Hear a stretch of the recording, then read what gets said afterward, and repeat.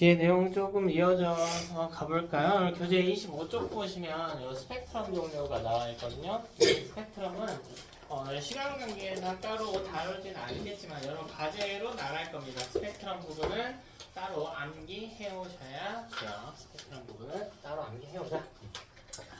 우리 뒤로 넘어가서요.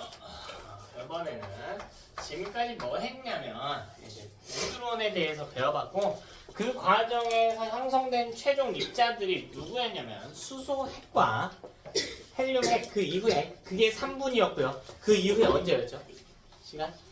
기억이 잘 안 날 수 있어. 38만 년째에 뭐가 만들어졌어요? 핵 다음에 드디어 원자가 만들어진 사건이 있었다. 근데 그때 만들어진 원자는 결국 누구랑 누구뿐이었다? 수소랑 헬륨뿐이었다. 그럼 그것보다 무거운 원소들이 있었을 거야. 있죠 지금. 걔네가 어떻게 만들어졌나 볼 건데요. 그게 별과 연기가 됩니다. 우리 두 번째로 다룰 내용은 별의 탄생이에요.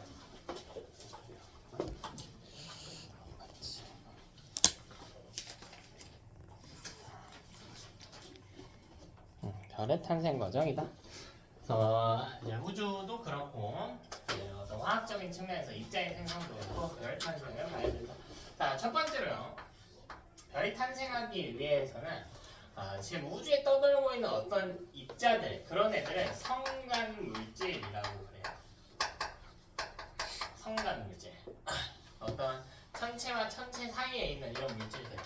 그러니까 우주를 떠돌고 있는 물질들. 근데 지금까지 있는 입자들이 어차피 누구밖에 없다고? 수소랑 그렇지.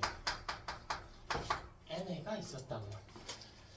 근데 어쨌든 우리 눈에 보이는 형태의 별이 되려면 압축이 돼야 될 거 아닙니까? 그래서 NA가 막 수축이 되기 시작합니다.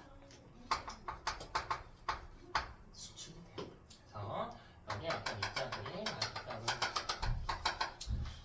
네, 한 점을 향해서 입자들이 몰리기 시작해요. 이걸 우리가 정확히는 중력 수축이라고 불러요. 우리 중력을 뭐라고 알고 있나요, 여러분? 중력을 뭐라고 알고 있어요? 중력? 중력이 뭐야? 알지 않아요? 중력 정도는? 지구가 물체를 어떻게 하는 힘? 그렇지, 지구 중심 연직 방향으로 당기는 힘이라고 배웠단 말이야. 근데 사실 중력의 본질적인 정의는 우리 뒤편의 물리 파트에서 이야기할 건데 조금 더 먼 곳에 있어요. 사실 중력의 본질은 만유인력이라고 하는 힘인데 만유인력은 뭐냐면 모든 유한한 물체 유한한은 뭐냐면 질량을 가진 모든 입자가 서로 끌어당긴다라는 거예요. 서로 끌어당긴다. 이게 이제 중력 수축이라는 거예요. 이 과정에서 입자 사이 거리가 줄어들면서 수축한다. 그러니까 저랑 여러분 사이에는 서로 끌어당기고 있어요. 기분이 나쁠 수도 있지만 어쩔 수 없어. 그런 힘이 작용해. 자, 여러분 몸하고요, 여러분 필통하고는 서로 끌어당기고 있어. 핸드폰과 필통도 서로 끌어당기고 있어. 왜? 어쨌든 뭘 가지고 있어? 질량을 가지고 있으니까. 근데 이 힘의 크기가 뭐랑 비례하냐면 두 물체의 질량이 곱과 비례한단 말이야.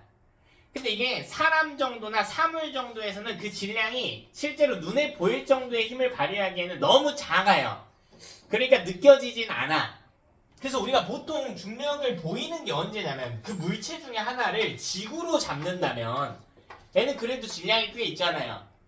그러니까 뭔가를 어떤 물체가 있다라고 할 때 서로 당기는 힘의 크기가 어때? 좀 커지겠지. 그러면 이 힘에 의한 현상들이 눈으로 보일 정도란 말이야. 그러니까 편하게 배우는 것뿐이야. 지구가 물체를 당기는 힘이다라고. 근데 실상은 사실 모든 질량을 가진 물체는 서로 끌어당긴다는 거예요. 되니? 그럼 수소나 헬륨이면 너무 작지 않나요? 라고 생각하겠지만 이게 우주 규모의 이야기야. 우주에 있는 수소랑 헬륨의 양은 어떨까? 어마어마하게 많겠죠. 얘네도 질량이 꽤 된단 말이에요. 그래서 어느 점을 향해서 수축을 하게 돼요. 서로 끌어당기다 보니까. 그럼 여기 수축이 일어나는 기준점이 있겠지. 근데 여기는 어떤 지점이냐라는 거야. 여기는 어떤 지점이냐. 자, 우리 방금 이야기를 했는데 끌어당기는 이 힘이 커지기 위해서는 질량이 어때야 된대요? 커야 돼요. 질량이 크려면 입자들이 빽빽하게 있어야 되지. 그럼 우리 뭐라고 불러? 보통 밀도라고 부르죠. 여기는 밀도가 높아야 돼. 밀도가 높아야 돼. 자, 중심점이 되는 거죠. 여러분이 눈사람 만든다고 생각할 때 중심점이 있듯이 그 중심점이 있어. 우주에는 중심점이 없어요, 여러분. 네, 수축할 때 중심이 되는 수점이 있다. 온도는 어때야 될까? 조금만 생각해봐. 왜 높아야 된다고 생각해요, 여러분? 뭐냐면 힘이 있어요. 힘하고 온도랑 무슨 상관이죠? 그치, 괜찮아요. 이런 사고를 많이 겪어봐야 돼. 겪어봐야 돼요. 생각을 안 하면 절대 고점에 도달할 수가 없어. 힘하고 온도는 아무 상관이 없어요. 그러니까 이게 핵심은 뭐냐? 모여야 된다고요. 모여야 돼요. 자, 그럼 온도가 높아지면 입자 사이 거리가 어떻게 돼? 멀어져요. 그럼 온도가 어때야 돼? 낮아야 된다고. 여기는 밀도가 높고 온도가 낮은 지점이야. 됐어? 그냥 추상적으로 높아야 된다라고 하면 안 돼. 그래, 온도가 높아야 돼요라고 대답하는 거 너무 좋고 괜찮거든. 멍하게 있는 것보다 그런 친구들이 훨씬 빨리 성장해요. 근데 그 이유가 있어야 돼요. 그 이유를 근데 그 이유라고 하는 게 처음에는 아무거나 되더라도 갈수록 과학적인 이유를 대야 돼. 과학적인 이유. 과학에서 배운 것들로 이유를 설명하려고 해야 돼요. 그래 여러분이 오답에 달하지 않게 됩니다. 자 그럼 얘네가요 뭉치겠죠. 뭉칠 거예요. 그럼 여기 어떤 덩어리가 만들어지겠지. 이런 덩어리가 만들어질 거야. 이게 뭉치게 되면 이 덩어리를 뭐라고 보이냐면 드디어 눈에 보이거든. 근데 이게 구름 모양이란 말이야. 이거 너네 배웠어요. 뭐라고 불러요? 성운이라고 불러. 그래서 최초의 성운이 형성됩니다. 구름 문자 배웠죠? 성운 종류도 많이 배웠지 않아? 뭐 배웠어요? 기억이 나니? 암흑성운. 안 배운 학교들도 있죠. 종종 빼는 학교들도 있고 또 방출 성운도 있고 반사 성운도 있고. 자 그런 애들이 만들어졌죠. 성운의 규모는 훨씬 커요. 태양하고 성운하고 비교하면 누가 클까? 성운이 압도적으로 커요. 태양계보다 커요. 뒤에 이야기할 건데 성운이 다시 수축해서 만들어지는 게 태양계예요. 훨씬 커요. 그냥 우리가 말머리 성운 그림으로 보니까 작아 보이지. 엄청 큰 거예요. 태양계보다 큰 거예요. 엄청 큰 거예요. 엄청. 그치? 자 그럼 두 번째로 여기 성운이 있는데요. 성운도 어쨌든 내부에 있는 입자들이 질량을 가지고 있잖아. 그럼 성운도 뭐 하냐면 똑같이 중력 수축을 한다고. 이렇게 생긴 애가요. 특정 지점을 향해서 중력 수축을 한다. 그래서 이 지점도 어떤 지점? 밀도가 높고 온도가 낮은 지점. 되니? 그럼 이게 슬 동글동글해진단 말이에요. 동글동글해져. 이제 좀 뭔가 별이라고 불러줄만 한 것 같기도 하고, 그쵸? 근데 이건 별이 아니에요. 이게 뭐냐면 원시별.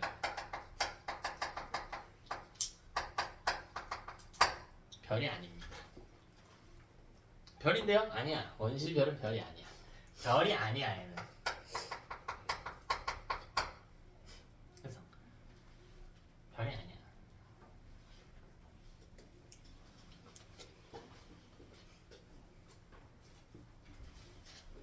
그치? 자 그럼 얘가 별이 아닌 이유가 뭐냐면 얘는 얘도 질량이 있으니까 중력 수축을 한단 말이야.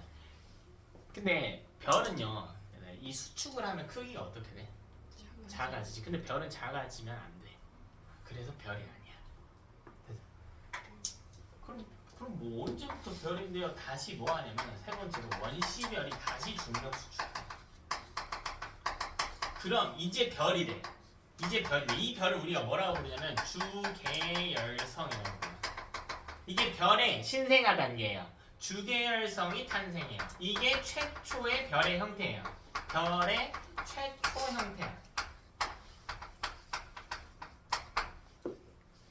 뭐 어떤 상황이냐면 얘가 이렇게 돼 있고요. 얘는 줄어들려고 한다고 했잖아요. 이 힘만 있다. 그러니까 작아지는 게 맞아. 근데 주계열성은 여기 있으면 아니, 주계열성이고 뭐고 간에 어차피 질량이 있을 거 아니야. 그럼 무조건 뭐 할 수밖에 없다고요? 수축할 수밖에 없다니까. 그러니까 인간도 크게 보면요 수축을 해. 우리 갈수록 작아지는 거야. 근데 그 힘이 너무 작다고. 그래서 나이 들면 아니 그건 아니. 그건 허리가 굽어서 작아지는 거고 그 힘이 너무 작아 느껴지진 않는데 이 정도 규모에서는 일어난다. 그래서 이 힘을 뭐라 그래? 다시 뭐라 그래? 중력 수축이라고. 근데 안 작아진다고 했지? 그럼 밖에서 누르는 힘이 있는데 안 작아지려면 안에서 어떻게 하는 힘도 있어야 될까? 밀어내는 힘도 있어요. 그게 뭔지는 모르겠으나 그래서 이게 별이야. 별. 이 밀어내는 힘이 발생해요. 자 자, 이걸 뭐라고 부르냐면 안에서 밀어내는 힘이라서 내부 압력이라고 불러요.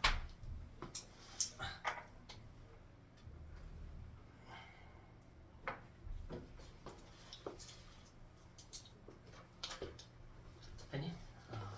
그럼 우리의 주 계열성이라고 하는 것에 대해서 끄집어서 다시 한번 봅시다. 대체 왜 애가 별인지 간단하게는 이야기를 했거든요. 작아지지 않기 때문이다. 그럼 왜 저게 작아지지 않는 내부 압력이 발생하며 특징은 뭐가 있는지 이런 것들도 한번 보자고요. 자, N요. 자, 기억해야 돼요. 자, 중심부의 온도가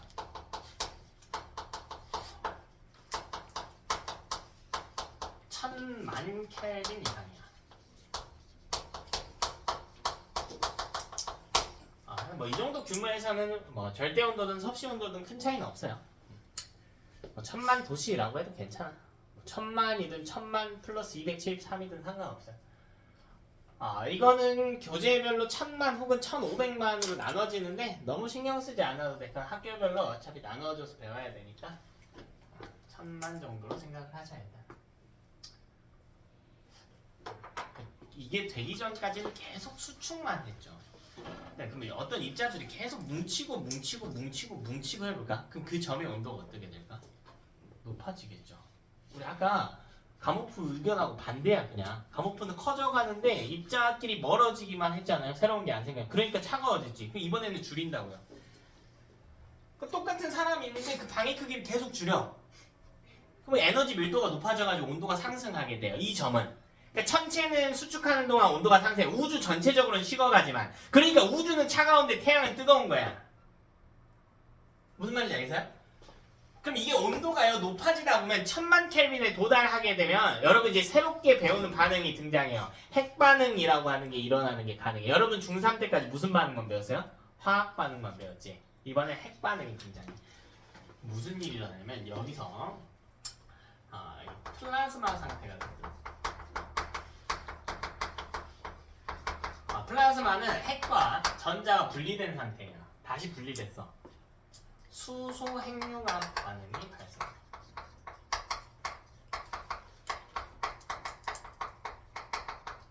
이거는 뒤편에서 자세하게 배울 거예요. 수소 핵융합이 발생해. 간단하게만 이야기하면 이게 뭐냐면요. 여러분 화학 반응에서 라부아제가 주장한 법칙이 있었어. 그게 뭡니까? 라부아제 질량 보존 법칙 다 기억나지? 그죠? 안 배운 척 해봤자 소용없어. 기억날 거야. 근데 이건 핵 반응이에요. 핵 반응은 질량 보존 법칙이 성립하지 않아요. 얘는 질량의 일부가 줄어들어. 질량이 일부 감소해요.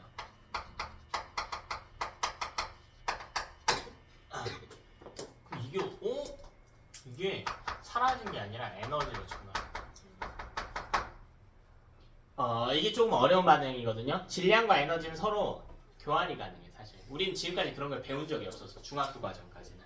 질량은 절대 죽었다 깨어나도 화학 반응이 일어날 때 줄어들면 안 된다는 거거든요. 근데 이건 줄어들어요. 그럼 라부아제가 틀렸나? 아니. 라부아제는 화학 반응의 규칙이야. 이건 화학 반응이 아니에요 애초에. 핵 반응이야. 됐나? 그래서 질량이 4.032 정도에서 이건 그때그때 좀 달라요. 4.008 정도가 돼요. 숫자는 외울 필요 전혀 없습니다. 뒤편에 이야기할 건데 간단하게만 정리할게요. 이거 반올림한 숫자가 얼마야? 4지. 그냥 정수로 놓으면. 정수값까지만 반올림합시다. 여기도 4죠. 반올림한 숫자 정도는 어때요? 똑같죠? 자, 이 숫자를 정확히는 개념이 다른데 이 숫자를 질량수라고 그래요. 질량수는 일정하거든요. 그러니까 질량은 4.032에서 4.008이 되지만 질량수는 그냥 반올림한 숫자 정도로 생각해주세요. 이건 4에서 4로 일정해요. 둘은 다른 표현이야. 질량은 감소하는 게 맞고요. 질량수는 어때? 일정한 거예요. 질량수는 일정 위에다가 쓰신 거예요? 괄호치로 쓰신 거예요? 질량의 일부가 감소했다. 그래서 에너지로 전환이 됐다. 안 보이는 거 있으면 이야기하세요. 괜찮아요. 마음이 급해서 글씨를 날렸습니다. 첫 주차가 좀 바빠요. 그치? 자, 그럼 이때 발생한 에너지가 바로 내부 압력을 만들어내는 겁니다. 이때 발생한 에너지로 내부 압력이 발생하는 거예요.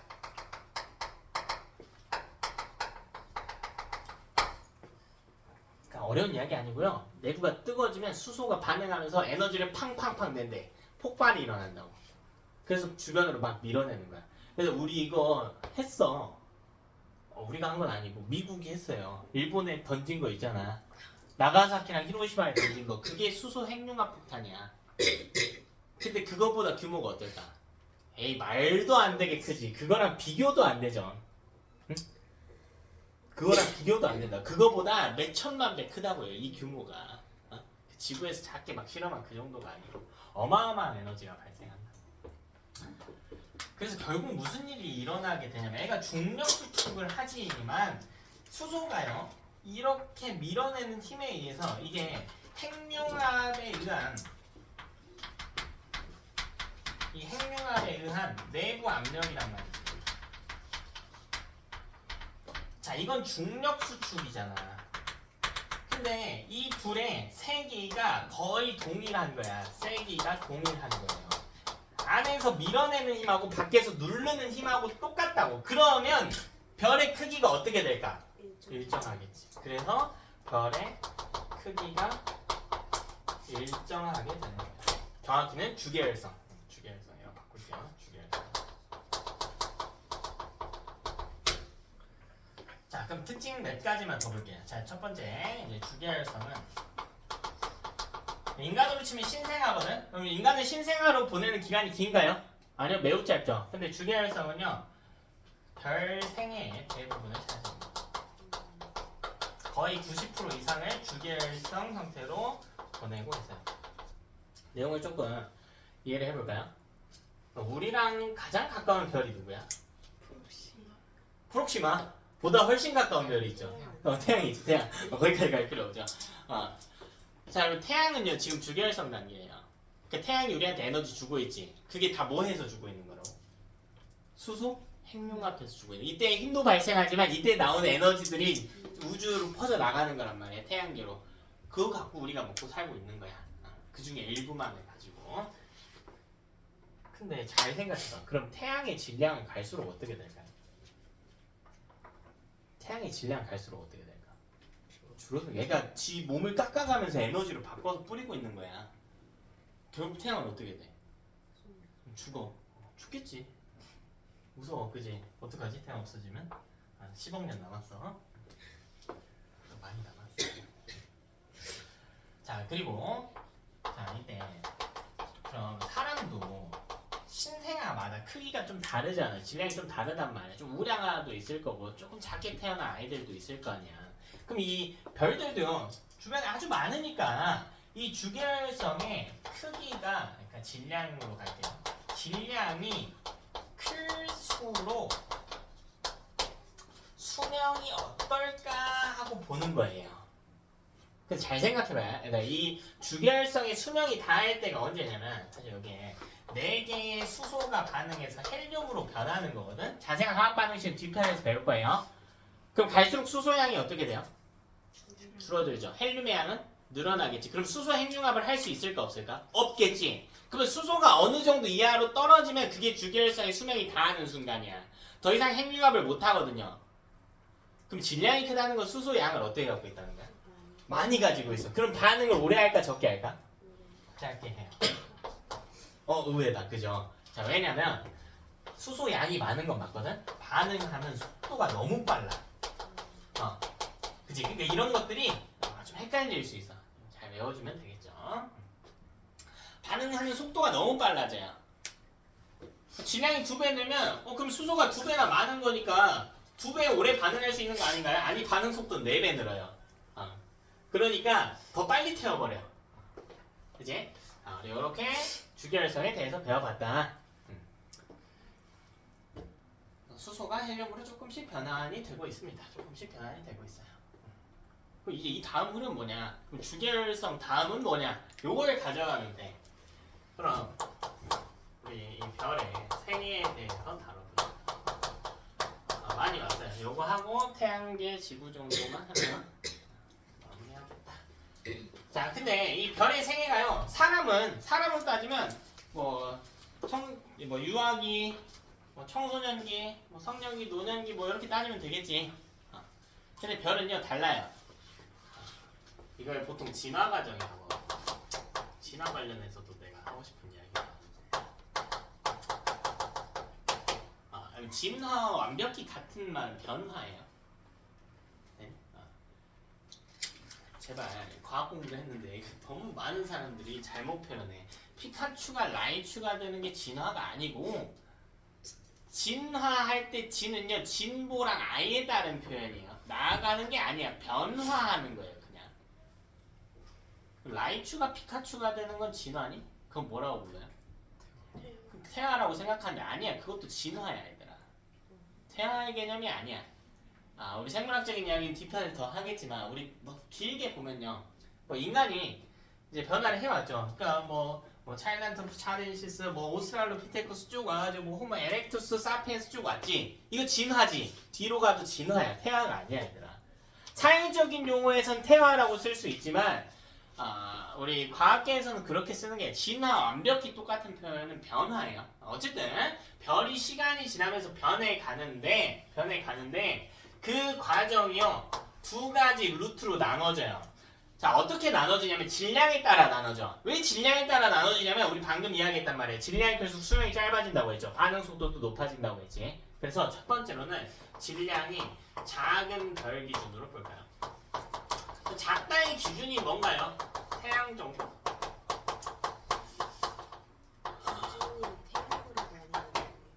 기준을 태양으로 나누는 아니 실제 일어나는 모습을 보고 하는 건데 하필 그 기준이 한 태양 정도였던 것 뿐이야.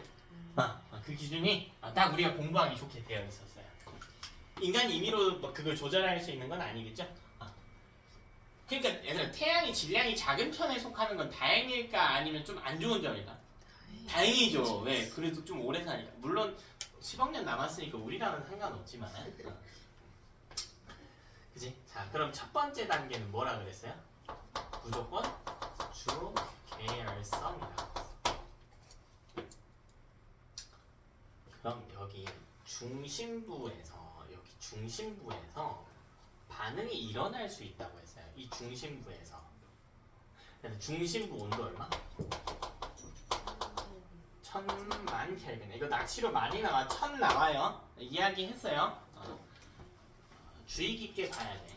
여기서 뭐가 일어나냐면 수소 핵융합이 일어난다라고 했잖아. 그러니까 수소가 조금 더 무거운 헬륨으로 바뀌고 있는 거야. 이 중심부에서. 그래서 온도 외워주셔야 돼. 자, 그럼 이게 시간이 지나면 내부에 있는 수소 양이 많이 줄어들겠다. 그죠? 수소 양이 줄어들면 수소 핵융합을 할 수 있나? 못하지. 그럼 내부 압력이 발생 못해요. 근데 뭐는 있어? 힘 중에? 핵융합을 하든 안 하든 뭐는 작용할까? 그렇지. 그럼 크기가 태양이 수소 핵융합 다 하면 크기가 어떻게 될까? 작아져. 다시 작아져. 그럼 온도가 다시 어떻게 돼? 높아져. 다시 온도가 아주 높은 천체가 되거든요. 아주 높은 천체가. 근데 여기 이런 상태는 우리가 배우지는 않을 거고 아주 작고 온도가 높은 형태가 되는데 그럼 이때 중심 온도가 여기보다 10배 정확히 10배 뜨거워. 이걸 우리가 적색 거성이라고 부르는데 이 이후에 10배 뜨거우면 헬륨 핵융합이 일어나거든요. 온도가 더 증가하면 무거운 원소도 핵융합이 가능해져. 한 1000만일 때는 수소밖에 핵융합 못했는데 여기서 10배가 되면 헬륨도 핵융합이 가능해져. 그럼 다시 내부에서 핵융합하지. 죽어가다가 너무 뜨거워지니까 핵융합하니까 다시 크기가 어떻게 될까? 빵 커진단 말이야. 훨씬 더 큰 폭발이 일어나요. 그래서 등치가 커져요. 등치가 커져. 이걸 두 번째 형태인 적색 거성이라고. 그러니까 태양이 10억 년이 지나면 적색 거성이 될 거예요. 죽기 전에 마지막 불꽃 태우는 느낌인 거지. 죽어가는 상태예요. 그러면 저기 중간에 있는 건 뭐라고? 요거는 우리가 다루지는 않아. 크게 뭐 신경 쓸 것도 아니고요. 그 원리를 보여주는 것뿐이야. 그럼 여기는 기억해야 될 게 중심부가 얼마? 1억 켈빈 이상이다. 1억의 온도는 감을 붙잡으면 안 되는데 감을 좀 잡아볼까요? 물 끓이는 거 하면 너무 한참 가야 되니까 뭐 한 용광로 정도부터 시작해볼까? 용광로가 보통 한 2000도거든요. 그거보다 5배 뜨거우면 1만도예요. 그지? 용광로보다 5배 뜨거우면 1만도야. 그거보다 10,000배 뜨거우면 1억이야. 어떤 느낌인지 알아? 말도 안 되게 뜨거운 거야. 말도 안 되게 뜨거운 거야. 그럼 여기서는 헬륨 핵융합이 일어난다. 헬륨 핵융합이 일어난다. 그러니까 헬륨 핵융합이 일어나면 뭐로 바뀌냐면요. 헬륨이 탄소나 산소까지 바뀌어. 이제 주로 탄소이네요. 탄소나 산소까지 바뀌어. 자, 그리고 이 외곽에서도 중심부만큼 뜨겁지는 않겠지, 외곽이. 외곽에서는 근데 1억 도보다는 낮은데 1000만 도보다는 높거든요, 외곽도. 그러니까 뭐도 일어날 수 있을까? 수소 핵융합이 일어나요. 외곽에서는 또 수소 핵융합이 일어날 수 있어. 어떤 느낌인지 알겠니? 그러니까 이걸 칸을 나눠서 보자면 이 바깥쪽에서는 수소가 헬륨으로 바뀌고 있고 내부에서는 헬륨이 탄소로 바뀌고 있는 거야. 산소도 있긴 한데 주로 통과에서는 탄소만 달아요. 이건 학교마다 좀 다른 거라. 내가서 가져갑시다. 내부가 너무 크다. 아까 수소가 남았었어. 그치, 아예 0개는 아니겠지. 아예 0이 아니라 특정 수치 이상이 되면 더 이상 반응을 못 하는 거야. 좋은 이야기야. 여기 다 쓴 거 아닌가 하겠지만 많이 남았어요, 사실. 이게 특정 수치 이하로 떨어지면 못 일어나는 거라서. 그래서 사실 얘는 조금 내용이 어려운데 여기 내부에서 일어나는 것보다 여기에 힘이 더 크거든요. 그래서 이렇게 밀어놔서 사실은 중심부의 크기는 작아지고요. 외곽의 크기는 팽창하는 일이 일어나. 그래서 이게 적색거성의 특징이에요. 이게 중심부는 수축하되 외곽은 팽창합니다. 그래서 우리 아까 별이 크기가 일정하다고 했는데 그건 모든 별에 해당하는 이야기가 아니고요. 주계열성만 일정해요. 적색거성은 갈수록 커집니다. 갈수록 커져요. 중심부는 계속 쪼그라들고. 자, 그렇다면 애도요 더 이상 수소든 헬륨이든 양이 줄어들어가지고 핵융합 못하는 단계에 달할 거 아니야. 그럼 내부에서 압력이 전혀 없는 거예요. 그러다 뭐는 여전히 작용해? 뭐는? 중력 수축은 여전히. 그럼 다시 크기가 어떻게 돼요? 줄어들겠지. 그럼 반복이겠지. 줄어들면 다시 온도가 어떻게 되고? 높아지고. 그럼 더 무거운 원소의 핵융합이 가능해지겠지. 근데 얘는 질량이 작아서 거기까지 못해. 그래서 죽어요, 그냥. 이제 식어서 죽어. 근데 식어서 죽는데 이때 죽을 때요 2개로 나눠져.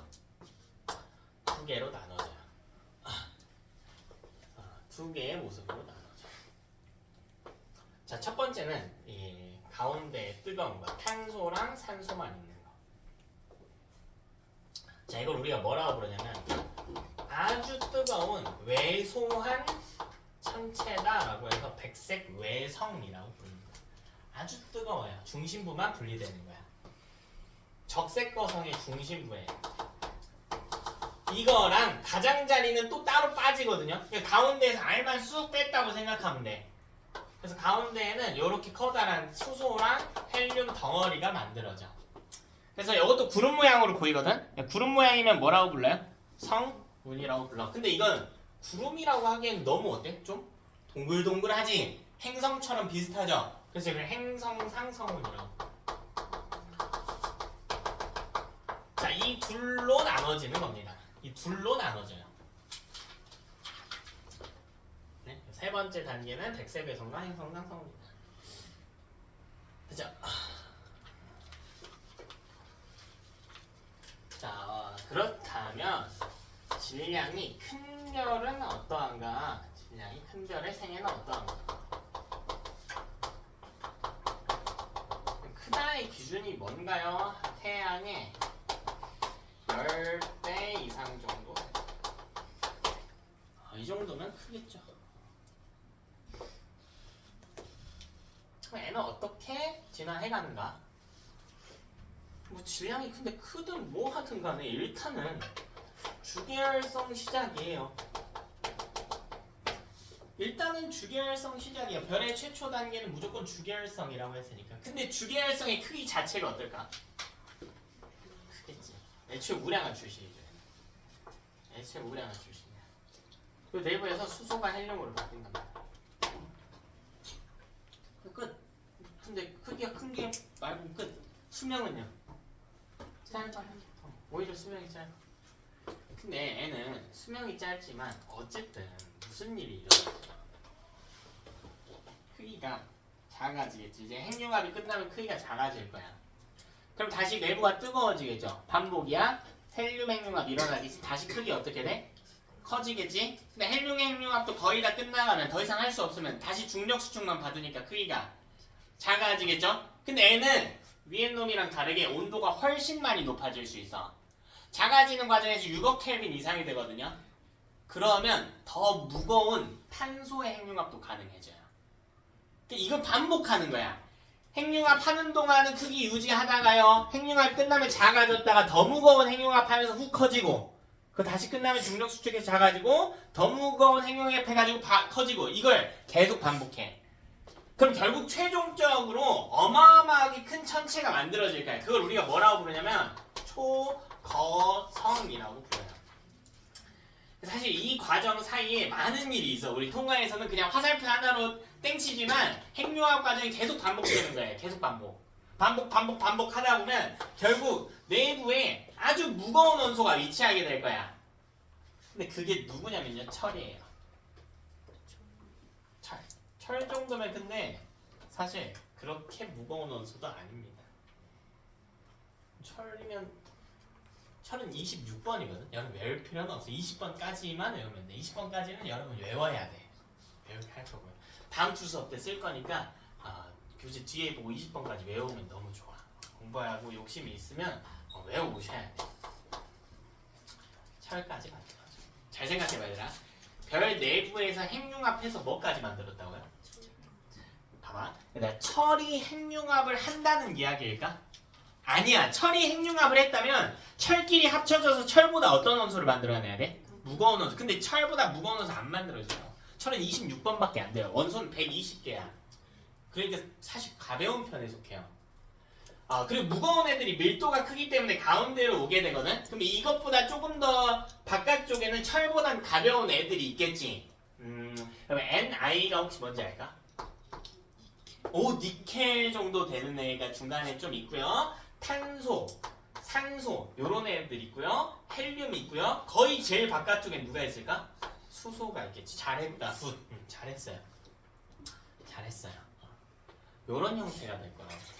그러니까 사실 이 과정 중에 이거 만들어내기 위한 핵융합이 계속 반복이 됐을 거라고요. 그래서 얘는 핵융합으로 뭐까지 만들어지냐면 철까지 생성이 돼요.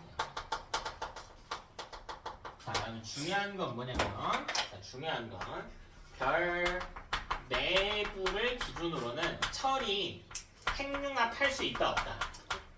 할 수 없다라는 거야. 자, 왜냐면 철은요 꽤나 안정한 입자이기 때문에 너무 안정해요. 그러니까 잘 변화하지 않으려고 해 철은. 그럼 철이 핵융합을 할 수 없나요? 아니 그건 아니야. 근데 별 내부 정도는 안 된다고. 표현이 좀 이상해. 별 내부 10억도 이상 올라가요. 그럼 애도 안 돼. 근데 만약 이것보다 더 높은 환경이라면 그때는 가능해요. 20억도 30억도 넘어가면 그때는 또 돼. 그게 뭔가요? 하고 볼까요? 결국 여러분 여기서 핵융합이 점차 끝나가게 되면 내부 압력이 사라질 거예요. 결국 내부 크기가 다시 어떻게 될까? 줄어들겠지. 그래서 철이 핵융합을 해서 다시 키워주면 좋은데 철이 핵융합을 할 수 있대 없대? 없대요. 그럼 얘는 계속 수축만 하거든요. 그럼 내부의 압력이 어때요? 어마어마하게 많이 쌓이겠지. 이게 계속 줄인 거예요. 그럼 얘가 그걸 못 참고 어떻게 될까? 터져버려요. 뻥 하고 터져버려. 그래서 이렇게 뻥 하고 터진 별의 사체가 등장해. 별의 사체가 등장해. 이걸 뭐라고 부르냐면 초신성이라고. 어렸을 때 이제 지금 아이돌의 시초가 된 사람들이 많이 등장해요. 잭스키스, 그러니까 G.O.D 정도는 아니. G.O.D는 좀 그래도 나중에 나. G.O.D 몰라요? 약간 뭐 그런 대형 신인들이 등장할 때 뉴스에 맨날 뭐라고 나왔냐면 신문에 초신성의 등장 막 이렇게 나왔거든. 그 되게 이상한 표현이야. 시체예요, 시체. 그만큼 임팩트가 있다는 건데 그 별의 시체야, 시체. 근데 이 터지는 과정에서 어마어마하게 많은 에너지가 방출이 되면서요 철이 핵융합을 해버려요. 그래서 철보다 무거운 애들이 만들어져. 걔네가 누가 있냐면 이 과정에서요 우라늄 U로 쓰거든요. Ag 이런 애들이 발생해요. 철보다 무거운 원소를 방출하게 됩니다. 이게 초신성의 모습이에요. 그러니까 우리 지구에 금, 인, 영이 있죠? 누가 줬을까? 태양이 줬을까요? 아니, 태양은 무슨 단계라고 했어요? 해봤자 뭐밖에 없어? 수소랑 헬륨밖에 없어. 그러니까 지구에 있는 금 같은 거는 수소나 헬륨밖에 없는 태양이 줄 수 있는 게 아니고 외부에 있는 천체가요. 초신성이 죽으면서 폭발해서 금이나 우라늄 같은 찌꺼기들을 내보냈을 거 아니야. 그 일부가 지구에 들어와서 살고 있는 것 뿐이야. 그러니까 우리가 쓰는 금목걸이는 다 그냥 별 시체에서 나온 거예요. 전부 다. 아니?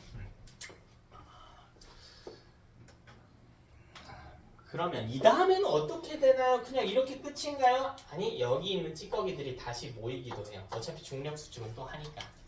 근데 얘는 위랑 달라요. 얘는 이거랑 이거 두 개가 나오는 거고 얘는 둘 중에 하나가 돼. 둘 중에 하나가 돼요. 근데 한쪽은 뭐가 될 수가 있냐면 여러분이 알고 있는 블랙홀이 될 수가 있어. 블랙홀은 언제 되냐면 질량이 클 때. 이 중에서도 질량이 클 때. 나머지 하나는 이름만 그냥 보세요. 중성자 별이라고 해서 중성자 위주로 구성된 별이야. 말 그대로. 얘는 질량이 작은 천체예요. 근데 어쨌든 둘 다 별의 시체입니다. 둘 다 별의 시체예요.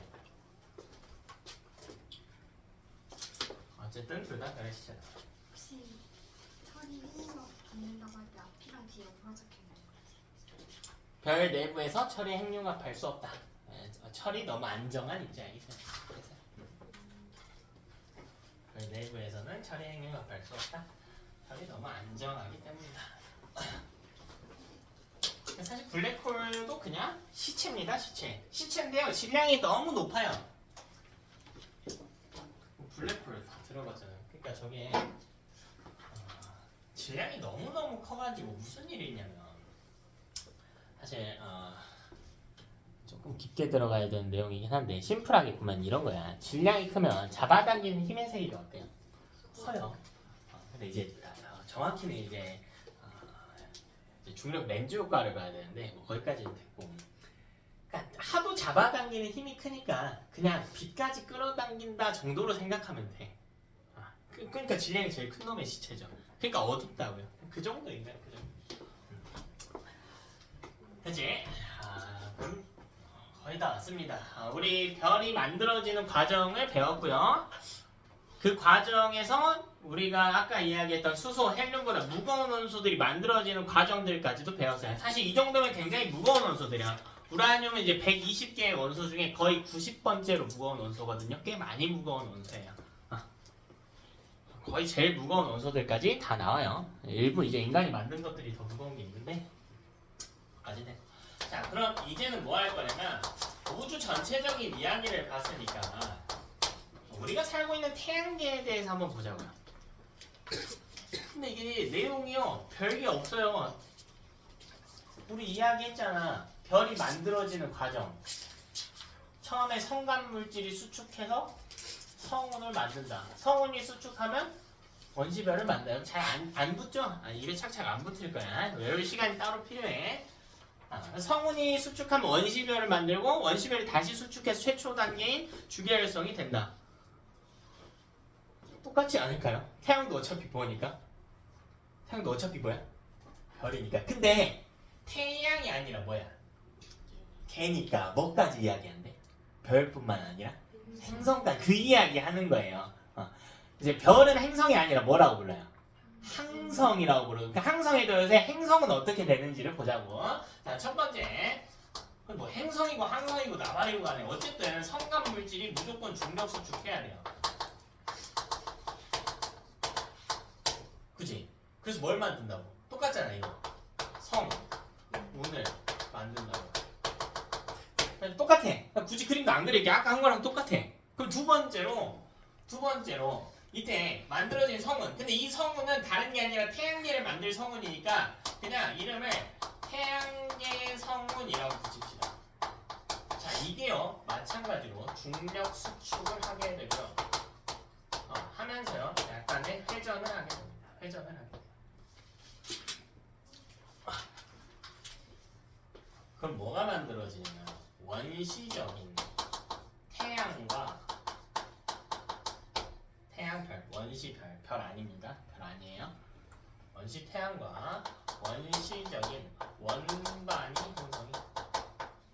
그러니까 저게 수축하면서 돌아가니까 가운데 이 태양인지 뭔지 좀 애매한 친구가 하나 있고 사실 원시별이기 때문에 크기는 거의 이제 모양 거의 동그라미에 가까운데 이 주변에요.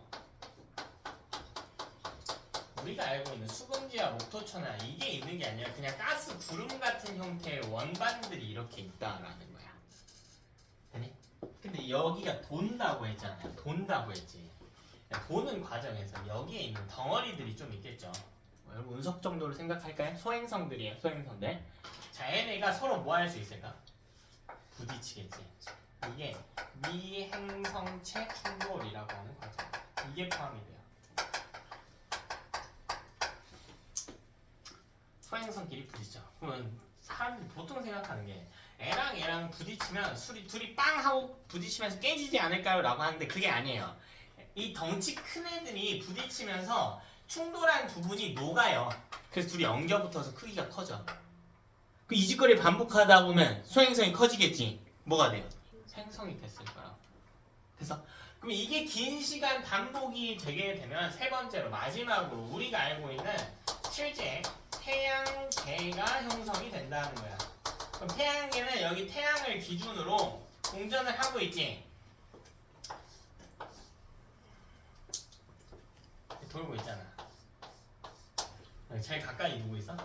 수, 금, 지, 화, 목, 토, 천, 해.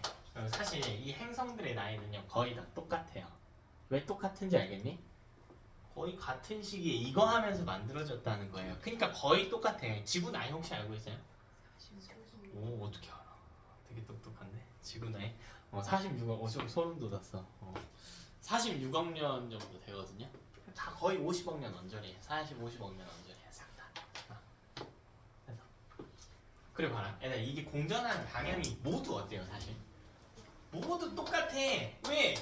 이 동일한 과정을 통해서 만들어진 거니까 공전하는 방향은 다 똑같단 말이야. 물론 자전 방향은 달라요. 자전 방향은 다른데 공전 방향이 모두 같다라고 하고 나이가 같은 게 요걸 증명하는 게 되는 거야. 자, 여기서요 우리 간단하게 좀 나눠볼게요. 이 네 개 왼쪽에 있는 네 개의 행성은 우리 지구형 행성이라고 배웠어.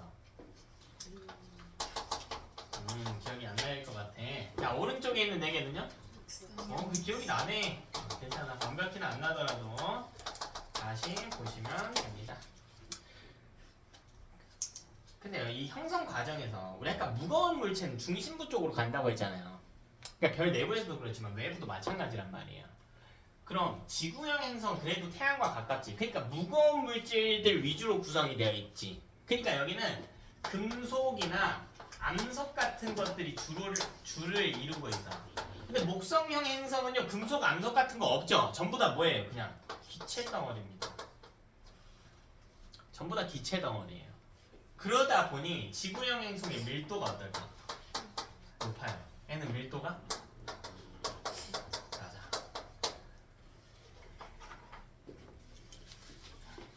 자, 대신에 이 우주에 존재하는 입자들은 사실 밀도가 작은 애들이 압도적으로 많거든요.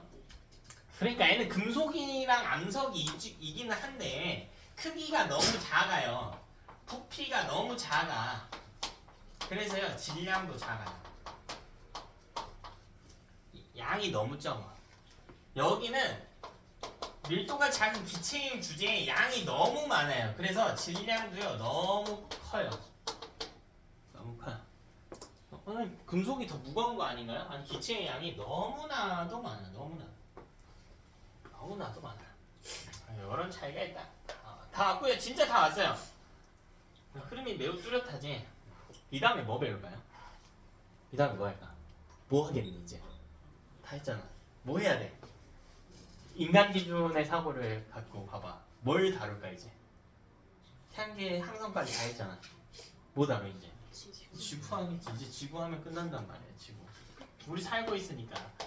그럼 이때 지구 형성 과정을 한번 보자. 자, 근데 이것도 이미 다 했다니까. 지구 어떻게 만들어졌대? 이미 다 했어요. 이미 다 했어. 아까 정답을 알려줬어. 어떻게 만들어졌대? 미행성체 충돌. 이때 우리가 생각을 좀 하셔야 되는 게 항성은요. 항성이 만들어질 수 있는 핵심 원리는 뭐였냐면 중력 수축이었어요. 별은 어쨌든 수축을 해야 그 이후에 내부가 온도가 높아져서 뭘 하고 할 테니까. 근데 행성은 아니야. 이야기했잖아. 중력 수축하고 크게 상관이 있나요? 크게 없지. 애가 만들어진 이유는 미행성체 충돌이야. 이게 행성 형성에 만들어지는 핵심 원리예요.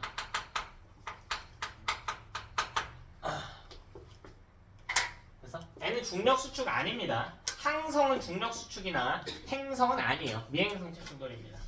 해볼까요? 자, 여기 동그라미들 부딪혔대. 조금 더 가까이 배치할까요? 여기가요 녹는데요. 녹아요. 그래서 엉겨붙어. 뭐 이런 모양이 됐겠지. 응? 자, 이걸 반복하면 계속 반복해요. 너네 눈덩이 놓고 눈덩이끼리 막 던졌다고 생각해봐. 반복해. 크기가 커졌다고. 지들끼리 엉겨 붙어가지고. 자, 그리고 계속 반복하다 보면 이게 둥글둥글해지거든요. 그래서 커다란 덩어리의 지구가 만들어집니다. 그다음에 이걸 지구라고 부를 수 있냐라고 하면 아니에요. 아니야. 왜 아니냐면 온도가 어때요? 너무 뜨겁겠지. 얘네끼리 부딪혀가지고 소행성 충돌해가지고 그 부딪힌 부분 녹으면서 엉겨 붙었다니까. 그게 어떻게 지구야? 뭐 온도가 4000도 넘어가고 이런데 그거 어떻게 지구야? 그래서 이걸 뭐라고 부르냐면 불덩이 지구 이렇게도 칭하고 우리 통과에서는 주로 마그마 바다 상태의 원시 지구가 탄생했다라고 불러요. 그러니까 지구 아니에요. 이거 지구 아니야. 마그마 바다 상태의 원시 지구가 만들었어. 근데 이게 문제가 뭐냐면 너무 뜨거워. 이걸 왜 지구라고 부를 수 없나요? 여러분이 배운 지구는요. 내부에 층이 나눠져 있지. 가장 안쪽에 뭐가 있죠? 내핵. 더 가면 외핵, 멘틀, 지각 이렇게 있지. 그 이유가 뭐냐면 밀도가 큰 애들은 아래로 가라앉으려고 하는 성질이 있어요. 그래서 핵에는 밀도가 큰 뭐 철, 니켈 같은 애들이 있는 거고. 우리가 집에 가서 밥을 먹어봅시다. 소고기묵국 같은 거 하나 좋아하니? 자, 끓여놓읍시다. 그럼 거기 물도 있고요, 기름도 있어요. 묵국을 끓여놓고 뭐 고기 들어간 뭐라도 생각을 해봅시다. 기름과 물 정도가 있다고 생각. 자, 오랫동안 놔둬볼게. 그냥 식혀볼게. 그럼 기름이 어디로 가요? 위로 둥 뜨지. 왜? 밀도가 어떠니까? 낮으니까. 근데 그걸 막 가열해볼까요? 그럼 기름이 떠 있나요? 잘 안 떠 있지. 왜냐면 가열하면 밑에 대류 현상이 일어나면서 위아래로 섞이려고 하는 흐름이 발생해요. 그러니까 밀도가 큰 애가 밑으로 가라앉으려고 하다가도 이 흐름 따라 올라가요. 그러니까 섞여버려. 층이 안 생겨. 그러니까 마그마 바다를 지구라고 부르지 않는 이유는 층이 없어서 그래요. 우리가 알고 있는 내핵, 외핵 이런 층이 없어. 그럼 이게 층이 생기려면 무슨 일이 있어야 될까? 식어야지. 그럼 언제 식냐? 이제 식어요. 더 이상 부딪힐 게 없거든. 그리고 우주는 차갑거든요. 그러니까 식어요. 식어. 그럼 슬슬 시간이 지나면 식어가며 저기 식어가면서 층 분리가 일어나요. 처음에는 뭐가 분리되냐면 가장 안쪽에 핵과 멘틀이 분리가 됩니다.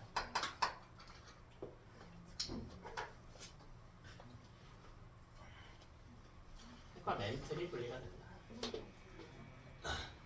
자, 그러면 네 번째. 이제 지각만 들어오면 되겠네요. 지각. 근데 이 지각을요 조금 디테일하게 나눠서 볼까요? 공기하고 땅하고 바다로 좀 나눠서 볼까요? 뭐가 먼저 들어왔냐라는 걸 생각을 좀 해봅시다. 이때 온도가 한 1000도 정도로 가봅시다. 1000도 정도. 1000도에 땅이 있을 수 있을까요? 아니요, 없어요. 보통 지각을 구성하고 있는 광물들 열가하면 녹겠죠. 보통 녹는 점이 어디냐에 따라 다르지만 한 200도에서 300도 사이 정도거든요. 그러니까 1000도에 땅이 있을 수 없어. 바다는요? 말 같지도 않은 소리지. 바다가 1000도에 어떻게 있어? 말도 안 되죠. 근데 공기는 가능하지. 어차피 온도가 증가하면 고체, 액체, 기체로 변하는 거니까. 그래서 가장 먼저 출현한 건 대기예요.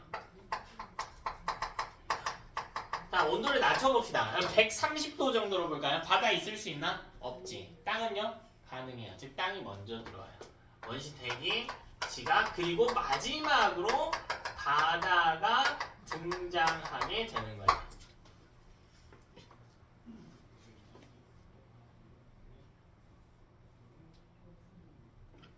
그럼 이제 뭐 하나씩 늘어난다, 그죠? 진짜 마지막 줄입니다. 자, 이제 생명체만 좀 들여놓읍시다. 그럼 우리가 알고 있는 현재 지구와 좀 비슷해지겠네요. 그럼 생명체가 들어올 건데, 당시에 대기 농도를 봅니다. 지금 가장 많은 기체가 누구예요? 공기 중에 질소지. 이게 몇 프로? 78. 네, 최초의 대기에는 못해. 이렇게까지 갈 필요 없고, 최초의 대기에는 누구밖에 없었냐면 거의 CO2밖에 없었어요. 그냥 CO2 온갖 CO2였어. 온갖 CO2. 굉장히 불안정한 형태였겠죠. 막 식어가면서 화산도 많이 터지고 뜨거우니까 에너지도 많고 막 이러니까 그래서 온갖 CO2였다. 온갖 CO2였어요. 그러니까 우리가 알고 있는 질소는 그래도 좀 있었는데 산소는 거의 없었어. 거의 없었어요. 근데 산소가 없는 게 문제가 뭐냐면 O2가 자외선을 받으면 변화할 수 있어요. 뭘로 바뀌냐면 O3로 바뀌거든. O3 뭐라고 읽니? 오존. 즉 오존이 없어요. 이게 문제였던 거예요. 오존이 없던 게 뭔 문제가 되나요? 오존은 중요한 역할을 수행해. 무슨 역할을 수행하니? 그래 얘들아, 이 과학이 이어지는 거라니까. 우리 아까 이야기했잖아요. 자외선 에너지가 어떤 계열의 빛이야? 높은 계열의 빛이야. 그러니까 그 자외선을 정방으로 맞으면 세포가 뚫려서 다 죽어요. 그리고 자외선 맞아도 안 죽던데요? 공기 중에 있잖아, 뭐가 사실. 오존층이 대부분 막아주고 있단 말이야. 우린 일부만 받고 있는 거란 말이야. 근데 이때는 오존층이 없었어요. 오존층이 없었어. 이게 없었어. 그러니까 생명체가 자외선을 받아서 바로 어떻게 돼버려? 죽어버려. 어떻게 만들어졌다고 한들 받자마자 죽어버려. 그럼 어디서 나왔냐면요, 최초의 생명체가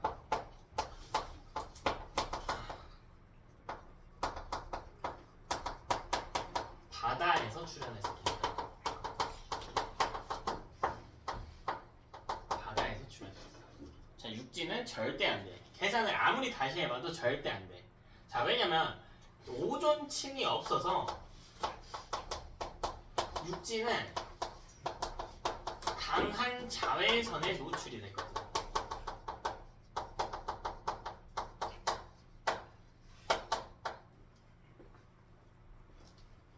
오존층이 없어가지고 육지는 강한 자외선에 노출이 됐단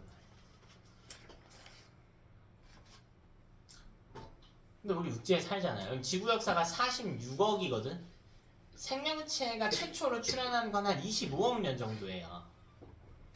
뭔가 뚝딱뚝딱의 느낌이 아니지. 생명체가 만들어지는 굉장히 오랜 시간이 필요했어. 육지로 진출한 건 얼마밖에 안 되냐면 한 5억 년밖에 안 됐어요.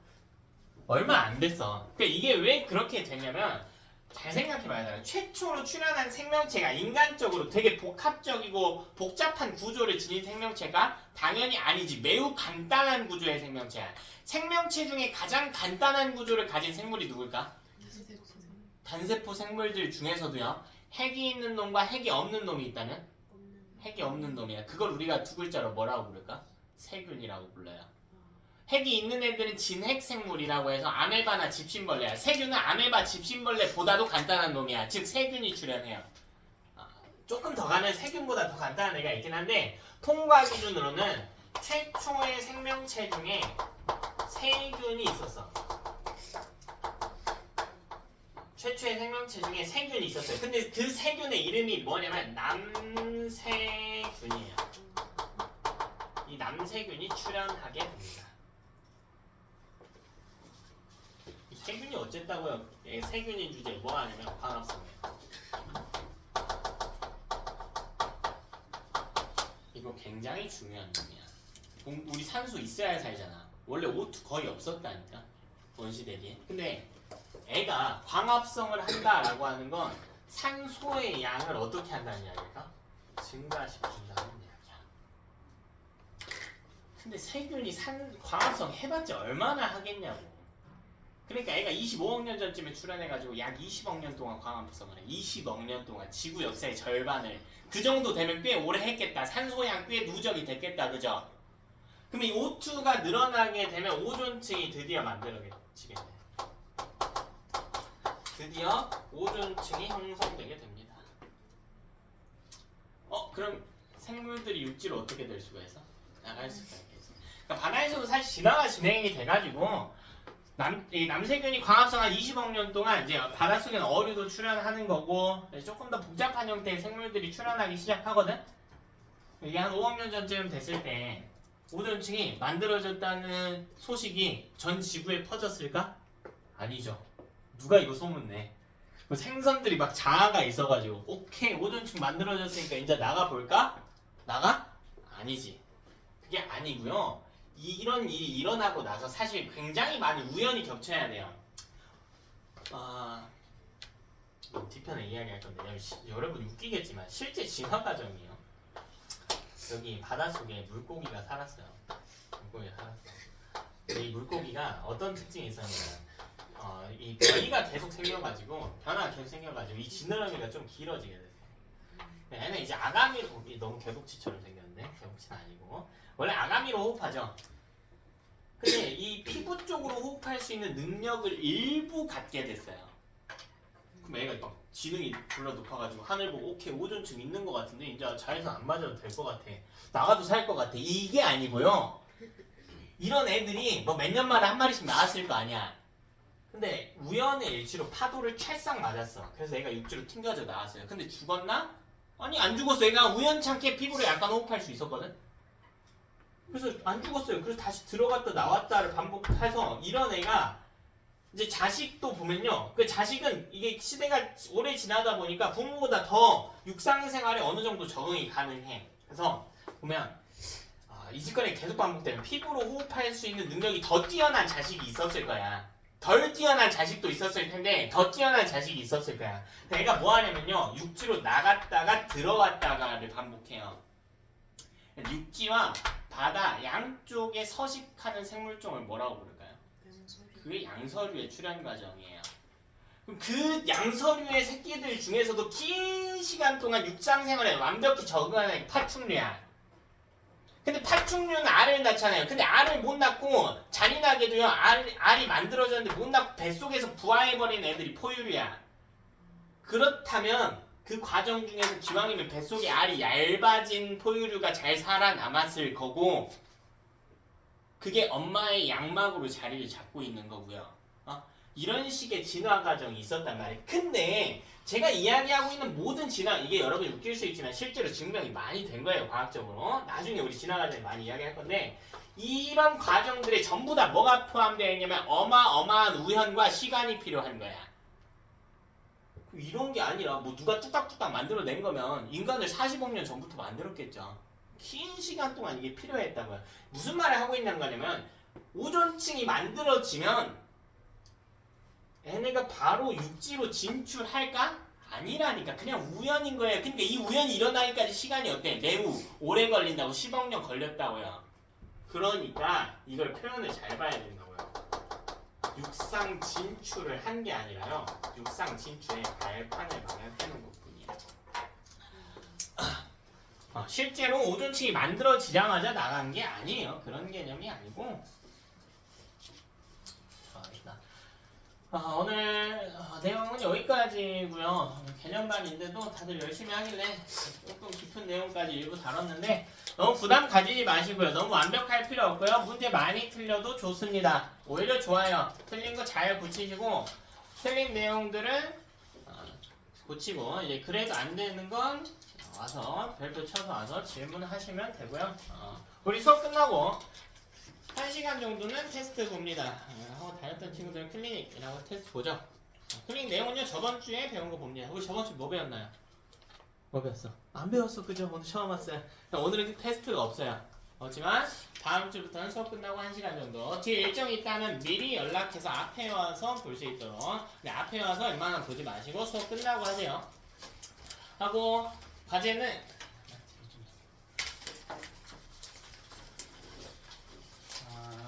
우리 오트 교재 기준 42페이지까지 하시면 돼요. 맨 처음부터 아니고 24쪽부터 45쪽까지 풀고 채점하고 고치기까지 안 된 건 별표에 42까지요. 42 43 수능 맛보기는 굳이 안 해도 괜찮아요.